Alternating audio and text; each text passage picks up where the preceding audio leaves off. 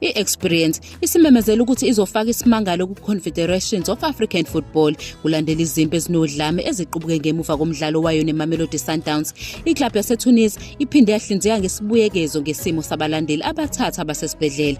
Lesi sigameko senzeke eLoftus Versfeld Stadium ePitoli ngemuva kokuthi Sundowns inqobe ngo-1-0 emlenzeni wokuqala we-quarter final ye-CAF Champions League. Udlame luqale kusanda kushaywa indweba yokugcina. Abalandeli be-Experience babonakala beqala ukuhilizisana enkundleni. Abalandeli baphume imingcele, baxabana, balimaza nempahla yenkundla, okudale isiphithiphithi. Izisebenzi zonogada zihlulekile ukusilawula lesi simo. Abanye abalandeli be-Experience bafuna ukuphepha enkundleni ngaphambi kokukhishwa ngamaphoyisa, kanti abalandeli abalimele bathola usizo lwezokwelashwa eduze kwezindlu zokushintshela. Phakathi nalesi siphithiphithi kube nomzuzu oqaphelekayo umlandeli we-Sundowns esiza umlandeli we-Experience ocishe wawo enkundleni. Phezu kwalokhu, i-Experience ngokuhamba kwesikhathi yakhipha istatement ithi abalandeli bayo babhekane nodlame, yaqinisekisa nenhloso yabo yokufaka isikhalo ku-CAF. Iqembu liqinisekisa abalandeli, ikakhulukazi labo abanamalungu omndeni okade behambele eNingizimu Afrika, ukuthi bonke abalandeli baphephile futhi babuyele eGoli.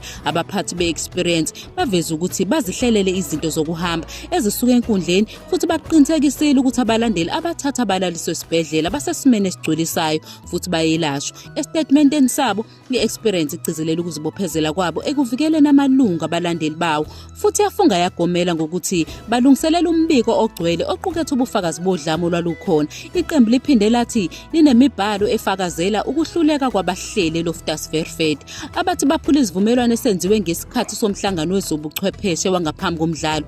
I-Experience iphinde yasola ukuthi uhlelo lokuhlukaniswa kwabalandeli enkundleni lube sengozini ngesombe sesibili, ethi abalandeli babo baqale bahlukaniswa nabalandeli be-Sundowns kodwa bazothola sebehlangene. Iqembu lithe seliqoqa ubufakazi obuzokweseka lesi simangalo futhi lizobufaka esikhalazweni sabo esisemthethweni. Ibheke phambili emlenzeni wesibili eTunis, i-Experience izwakalisa ukuzethemba ekusekelweni okungaguquki ngabalandeli bayo kanye nekhono leqembu labo lokuqetula igoli elilodwa leMamelodi Sundowns.